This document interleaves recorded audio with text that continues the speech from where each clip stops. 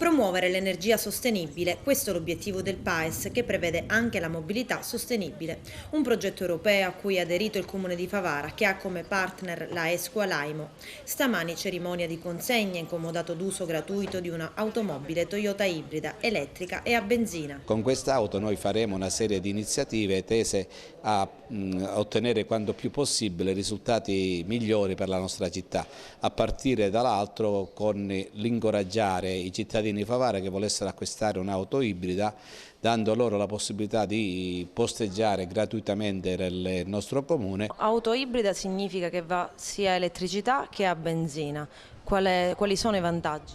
I vantaggi sono innanzitutto quello di ridurre le emissioni in atmosfera di CO2 e poi c'è anche indubbiamente un vantaggio di tipo economico. Il nostro ruolo è quello di poter dare al territorio formazione e informazione. La nostra società ha redatto il PAES per conto del Comune e anche andiamo a realizzare quegli interventi che mirano non solo all'utilizzo delle fonti rinnovabili, quindi impianti solare termico, fotovoltaico, anche termodinamici e quant'altro, ma interveniamo soprattutto sul risparmio energetico, introducendo per esempio nuove tecnologie che riguardano il LED, la sostituzione di caldaie ormai obsolete a gasolio piuttosto che a metano e a gas, e andiamo ad introdurre tante altre tecnologie che in questo momento non sono conosciute nel territorio della provincia di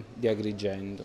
È una delle tante iniziative che da qua ai prossimi anni noi metteremo in atto per poter combattere l'inquinamento. Ibrido vuol dire risparmiare, risparmiare vuol dire consumare chiaramente meno. Ora il sindaco, la ditta Laimo sono stati molto sensibili a questo discorso e da lì abbiamo provato ad inserire questa macchina incomodato al sindaco per questo periodo di tempo.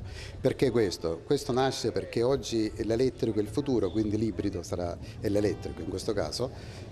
E alla fine non faremo altro che non solo risparmiare ma anche nel tempo di andare a trasmettere ai nostri figli, ai nostri nipoti o pronipoti, io la vedo così, un futuro migliore. È fondamentale inquinare meno, è fondamentale, per cui questo sarà il nostro futuro. Inoltre il Comune di Favara, per sensibilizzare la cittadinanza, ha predisposto un pass verde che consente alle macchine ibride di posteggiare gratuitamente sulle strisce blu e di transitare nelle zone a traffico limitato.